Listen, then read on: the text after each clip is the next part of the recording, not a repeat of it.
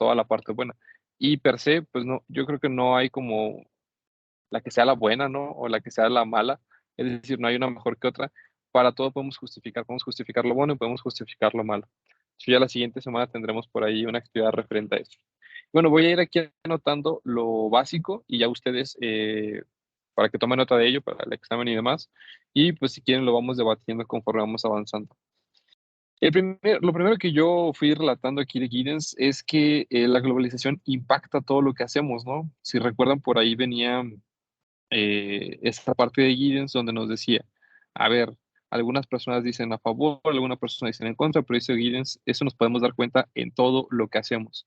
Si recuerdan, empieza el libro relatando de esta amiga, ¿no? Que estaba en una comunidad apartada y ve una película que ni siquiera se había estrenado en Londres, ¿no? De cómo a veces se comercializan las cosas, claro, por la piratería y demás, pero cómo llegó a otro lugar, ¿no? Entonces, nos podemos poner a pensar que la globalización impacta en todo. Les repito de nuevo, el que tengamos ahorita esta sesión a la distancia es un efecto de la globalización. Fácilmente lo podemos ahí distinguir. El que yo tenga que estar en un congreso en otra ciudad o que alguien más pudiera venir, eso es un efecto de la globalización. Entonces, en ese sentido, como impacta todo lo que hacemos, pues no puede ignorarse. De hecho, si nos fijamos en lo que comemos, en lo que vestimos, en lo que vemos en la televisión o en redes o donde sea, pues no podemos ignorar que la mayoría de las cosas vienen de fuera de nuestro país, o bien que lo que vemos de que se produce dentro de nuestro país tiene una influencia desde fuera. Por ejemplo, lo que pasa mucho con los productos que se venden en México. Por ejemplo, ayer compré una playera aquí de la UNAM y decía hecha en China, pero, bueno, como que la tela estaba hecha en China, pero los dibujitos, las impresiones estaban hechos en México. Por ejemplo, eso ahí vemos como, aunque viste algo al exterior y el mexicano le mete cierta mano, por decirlo coloquialmente, pues hay una relación con alguien de fuera, ¿no? En esto que hayamos dicho, la globalización es la interconexión global. Entonces tenemos eso, que no se puede ignorar la globalización. Veíamos, como mencionó Palomo al inicio, la postura o las posturas para Giddens de dos partes, ¿no? De los escépticos, que serían como los más relacionados con la izquierda, como bien nos mencionó su compañera, y los radicales, ¿ok? Entonces, los radicales tienden a el libre mercado, a liberar las políticas donde el gobierno controla el mercado, y los escépticos dijimos que eran como de una izquierda clásica. Así vamos con el recuento. Bien, y fíjense, algo que también es un hecho con esto de la globalización es, creo que eso sí no lo ha comentado nadie, la pérdida o restar importancia, yo creo, de la soberanía de los estados. Les hago mucho el énfasis con este término de estado entendiendo no nada más como Coahuila o Nuevo León, lo que ustedes quieran, sino que el estado es como este aparato institucional que está compuesto a su vez de más instituciones o de aparatos institucionales, el INE, el Tribunal Judicial y demás dependencias, que lo que hacen es pues, garantizar un cierto orden o una cierta normatividad en nuestro territorio, ¿no? Pero entonces antes, fíjense, los estados, es decir, el estado mexicano, estoy hablando hace muchos años, era el único que decía qué pasaba en México. Ahora eso es imposible, ¿no? Y podemos mencionar varios ejemplos como Corea del Norte, como China, que sí hay un control del Estado, porque es lo que se piensa, porque es lo que se ve, pero estamos hablando que son países que no son democráticos, que son muy autoritarios, ¿ok? Incluso Corea del Norte hasta trata de resistir los efectos de la globalización. China, fíjense que es muy tramposo, porque China hacia afuera vende un montón de cosas, exporta un montón de cosas, pero hacia adentro sí controla mucho lo que pueden ver o no ver sus habitantes. No sé si se hayan visto por ahí en Twitter, pero siempre que sale una película de Marvel o de Disney o de así una muy taquillera, dicen, ya le cortaron esta parte a tal película. Y eso es porque para que una película se pueda exhibir en China, tienen que mandársela al Estado chino. Y el Estado chino dice, sí entra, pero con estas restricciones, o entra así como está, o de plano no entra. Entonces, a lo que voy es que si son países que aceptan la globalización en total, el Estado ve restadas sus fuerzas. Eso es un hecho. Y lo vimos ahí con Giddens, ¿no? Eh, si el Estado puede o no controlar toda la vida económica y demás. Entonces, anteriormente los estados jóvenes o muchos estados lo que buscaban era un estado de bienestar. Los estados de bienestar básicamente es donde a los ciudadanos se les... creo que alguien levantó la mano. Sofía, ¿sí, Sofía?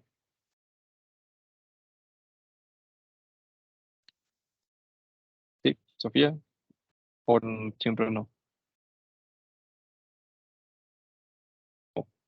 Ok, bueno, sí, sí, ahorita me dices.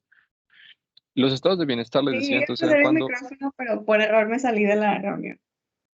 Pero Ok, no, ok. solamente como complemento que en parte la lectura lo mencionaba sobre que era la parte que usted mencionaba sobre China, pero en la lectura mencionaba algo así como de el proteccionismo, que hasta un cierta parte era bueno dentro de la globalización, pero tampoco era como que lo esencial para que cada país lo hiciera, justo por lo que dice de que a lo mejor China puede hacer y exportar lo que él quiera, pero dentro de su país es como que no. Si quieres entrar bajo cierto régimen o yo qué sé.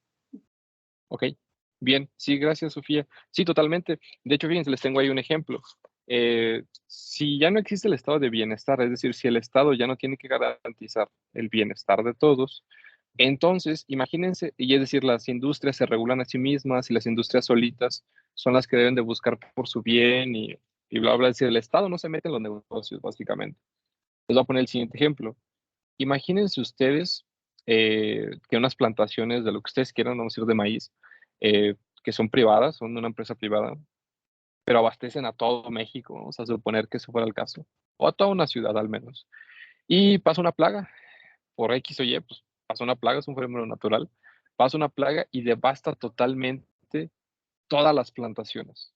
Entonces las industrias van y le dicen al Estado, oye, pues que necesito que me ayudes a combatir la plaga porque pues, me están comiendo toda la cosecha y no voy a poder alimentar a la ciudad. ¿El Estado qué tiene que hacer? Porque en los estados neoliberales pues, el Estado no interviene. Así que, ¿qué harían ustedes ahí si fueran el Estado, el representante del Estado? ¿Ayudan o no ayudan? ¿Cómo la ven? ¿Qué postura deberían de tomar? ¿Qué se les ocurre?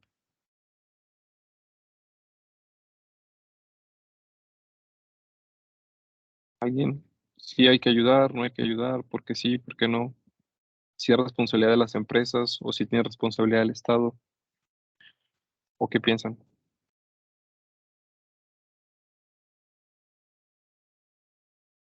¿No? O sea, ese dilema lo que trata un poco de provocar es que a final de cuentas como que el Estado siempre termina interviniendo, ¿no? Entonces, claro, a veces, muchas veces las industrias o las empresas quieren que no se les regule, pero sí quieren mucho apoyo, que si se fijan es una posición un poco crítica o escéptica de la globalización, porque pues estamos a favor o en contra. Lo que yo les trato de decir es que no podemos estar totalmente a favor o totalmente en contra, si hay que encontrar, valga la redundancia, como ciertos gradientes, ciertos niveles de globalización. Y bueno, algo que también decía la lectura era esta parte donde la globalización no nada más es una cuestión económica, sino que la globalización tiene efectos de esta característica, ¿no? Tiene efectos económicos, culturales y creo que también decía incluso políticos, si mal no recuerdo. Eh, ¿Por qué? Porque la globalización no va nada más en una vía, sino que va en muchas vías. De hecho, si se fijaban en el libro se llamaba Un mundo desbocado, que era precisamente cómo la globalización impactó en todo el mundo, ¿no? De manera general. Y Giddens relata por ahí en la lectura que hay un punto de inflexión, o bueno, un punto de inflexión sería como un momento en el que se termina de cambiar todo eso donde hay un punto de inflexión en el surgimiento de las telecomunicaciones, ¿no? En los 60, en el surgimiento de las telecomunicaciones, que sería como las comunicaciones, ¿no? De las comunicaciones a distancia, vaya. Comunicaciones en los 60. En esa época, pues no era muy común todavía. De hecho, todavía menciona, ¿no? Que las empresas marítimas o los barcos todavía utilizaban el código Morse, ¿no? Y como ya después de los 60 pues, empiezan a usar señales satelitales. Y ahorita pues ya ni se diga, ¿no?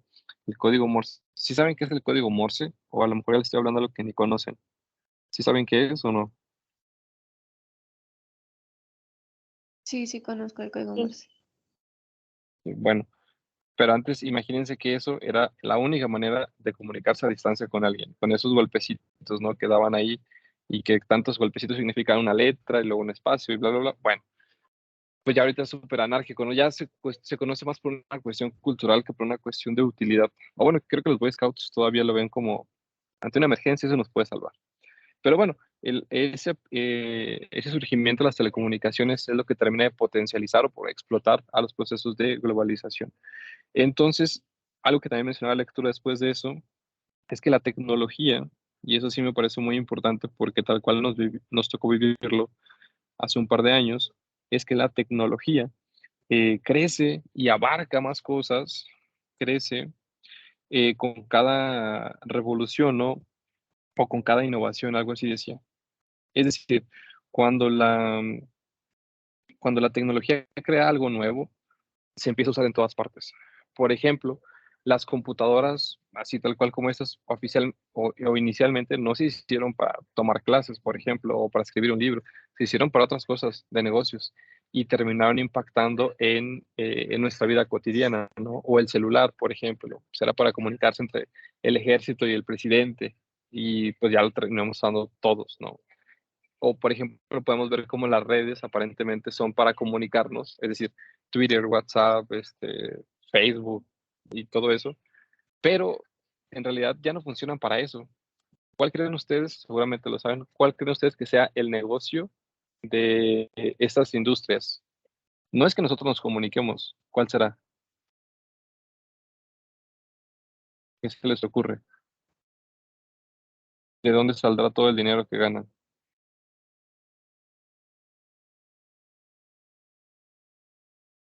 Pudiera ¿Alguien? ser para publicidad, para consumir lo que sea que nos estén ofreciendo. Bien, sí, por ejemplo, sería eso. Y no sé si ya lo habíamos comentado o si no, pues los invito y las invito a que hablen enfrente de su celular de que quieren comprar una computadora, quieren comprar una maleta, quieren comprar lo que sea que ustedes quieran y en nada de minutos les va a aparecer a salir publicidad de un producto relacionado. Se los aseguro, háganlo. Y en Twitter, bueno, en Facebook, en Instagram lo van a ver así de inmediato, que les va a empezar a salir publicidad de algo referido a ese tema. Entonces, claro, eso es algo muy innovador, algo que antes no pasaba. Seguramente no conocieron el High Five o Metroflog o esas redes ya bien antiguas, pero cuando yo estaba en la secundaria, en la primaria, cuando estaban vigentes, pues sí era una cuestión nada más de comunicarse con otras personas, pero ahora sí ya esta cuestión innovadora es la incorporación de publicidad en todas las redes. Incluso creo que ahora ya también, ¿no? Netflix y HBO, Prime Video van a empezar a meter publicidad. Y bueno, puede ser algo innovador o no, pero es algo nuevo al menos. Ok. Bueno, entonces estas innovaciones lo que van a ir creando, a su vez, es liberar y desregularizar las economías.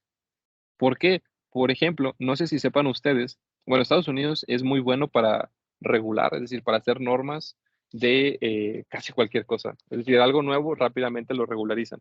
Pero no sé si se hayan fijado que aquí en México no, y les voy a poner el caso de en Instagram.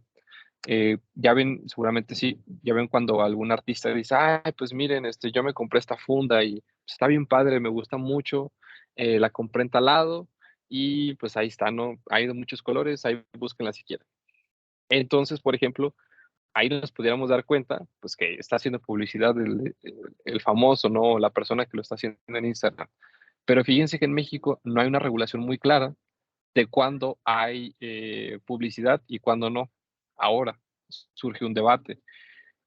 Eso se tiene que regularizar, es decir, hay que hacer una ley para regular eso o no. Ese tipo de publicidad, seguramente lo han visto en TikTok también, seguramente, o en Instagram, que las historias dicen algo así, ¿no? Ah, o esta chamarra, fui por ella ayer a Costco y está bien padre, y ahí hay más y no sé qué.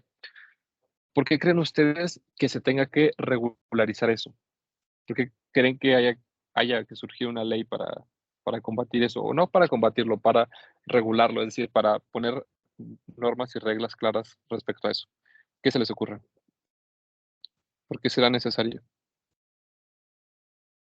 Yo pienso que sí se debería regular por la parte de que decíamos, de que muchas veces caemos en el que, pues, por la parte de consumismo. Entonces creo que le deberíamos ir en una parte de clase de microeconomía, del que el hacer que nosotros consumamos más, pues obviamente también tiene un impacto ecológico.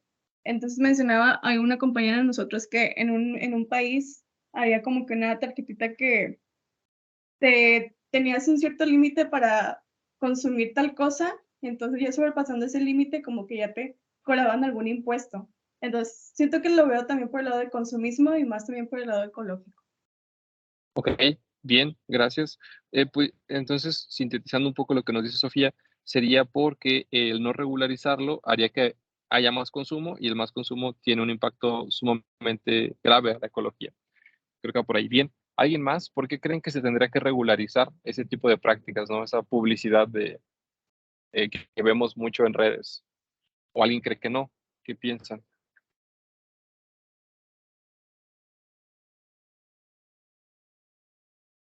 Yo, o lo que he leído respecto a ese tipo de regularizaciones es que, por ejemplo, cuando yo sigo a un famoso, no sé, a un músico, vamos a decir, y de repente él dice, oye, pues yo compré esos audífonos, son muy buenos, me gustaron mucho, están perfectos, los compré en tal lugar, ahí está el link. Pudiera ser algo honesto, que él diga, oye, ¿sabes qué? Sí me gustaron, me gustaría que alguien más los tuviera, o sea, como de compas, ¿no? Pero luego también hay que pensar que muchas veces la persona o nosotros los consumidores de esos influencers o demás, pues muchas veces los tenemos como una cierta posición de autoridad, ¿no? Entonces decimos, ah, claro, si tal músico, si Kamashi Washington dice que esos audífonos son buenos, es porque deben de ser buenos. Y pues claro, seguramente la marca de estos audífonos, pues le dijo a Kamashi Washington, ¿sabes qué? Ahí te van gratis estos audífonos o te doy incluso dinero, nada más mencióname en tus historias. Entonces eso también acarrea un montón de compradores. Digo, a lo mejor se dicen, pues qué tonto, profe, ¿por qué fue y los compró, no? ¿Por qué no chicos si estaban buenos o no? Claro, la mayoría o algunos de ustedes pueden pensar eso, ¿no? Que hay que checar antes de comprarlo. Pero hay mucha gente que no lo hace. Hay mucha gente que dice, claro, lo dijo tal persona, deben de ser muy buenos. Y pum, va y los compra. Entonces también ahí tendríamos que ver como, no sé si lo ya hayan mencionado ustedes en alguna otra clase, como una cierta ética del consumo, ¿no? Ética para el consumidor. Es decir, qué está bien y qué está mal de cómo le vendemos las cosas a las personas. Ahí también, o al menos las leyes en Estados Unidos van un poco por ahí. Entonces, en Estados Unidos, cuando un influencer dice, ah, compra estos audífonos, debe de mencionar, ya sea él en voz o hay una leyenda, el siguiente anuncio o este anuncio contiene publicidad de tal marca.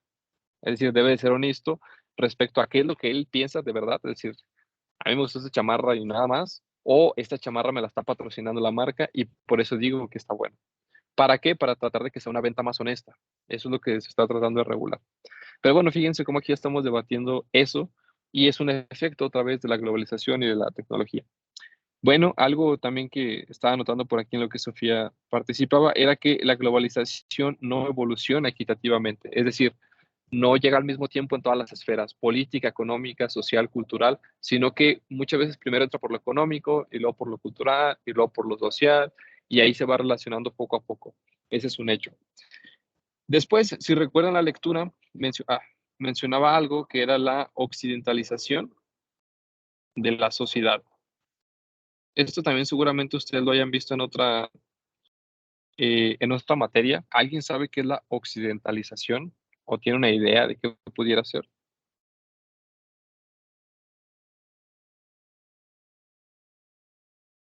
¿Qué sería la occidentalización?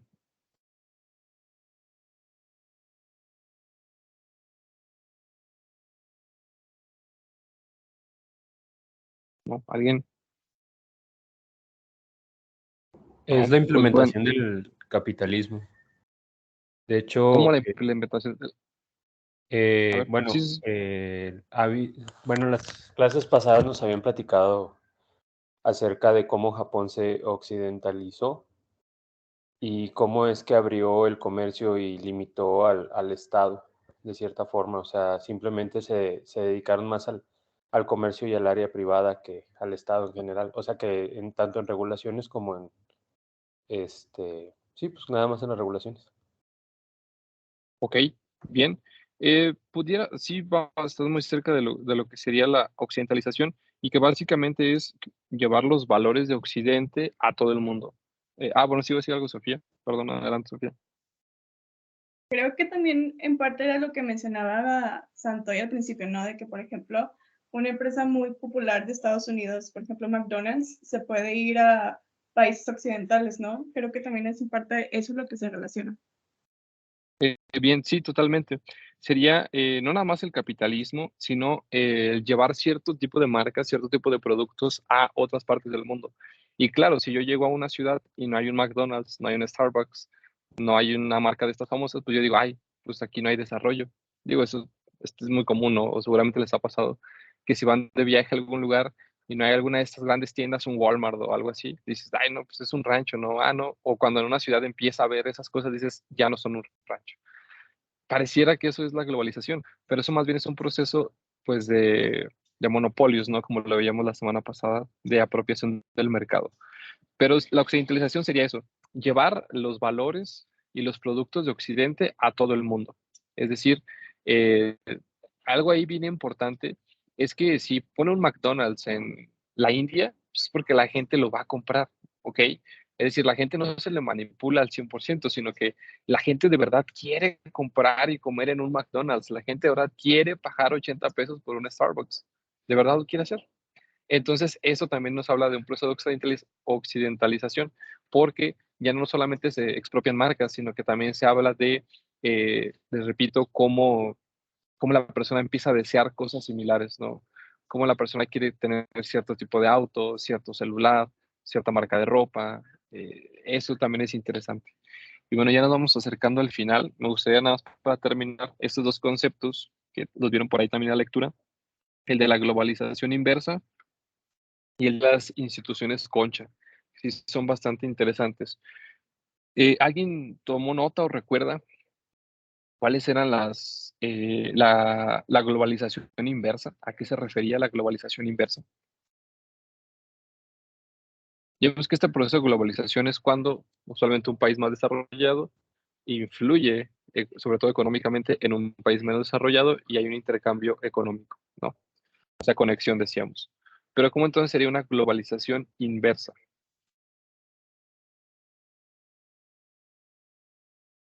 Es importante dejarlo claro.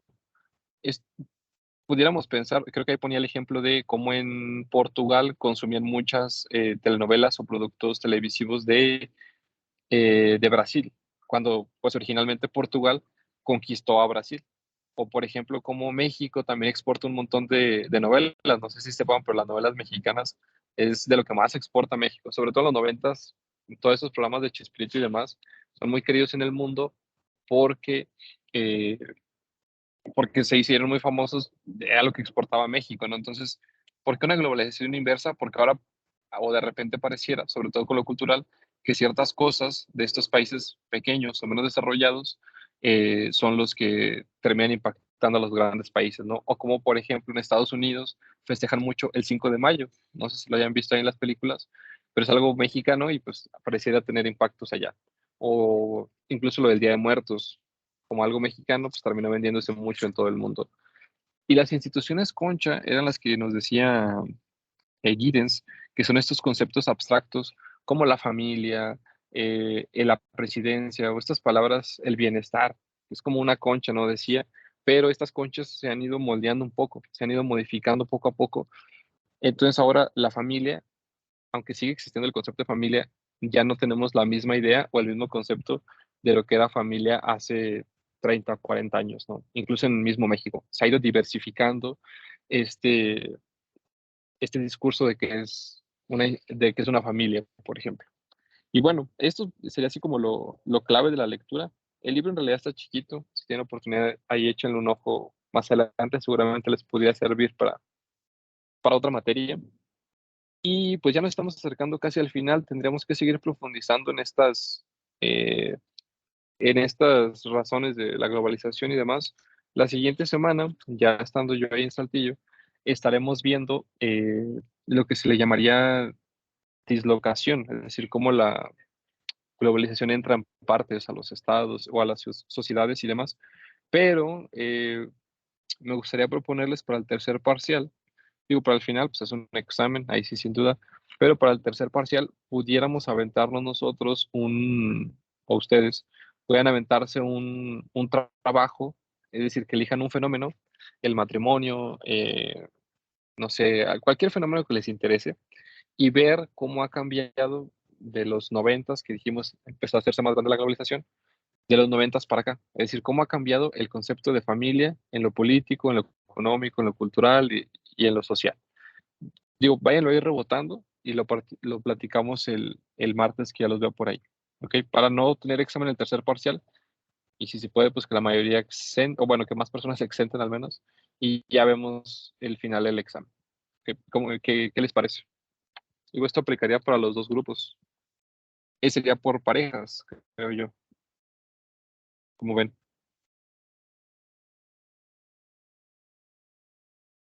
Sí, estaría bien, profe. ¿Ok?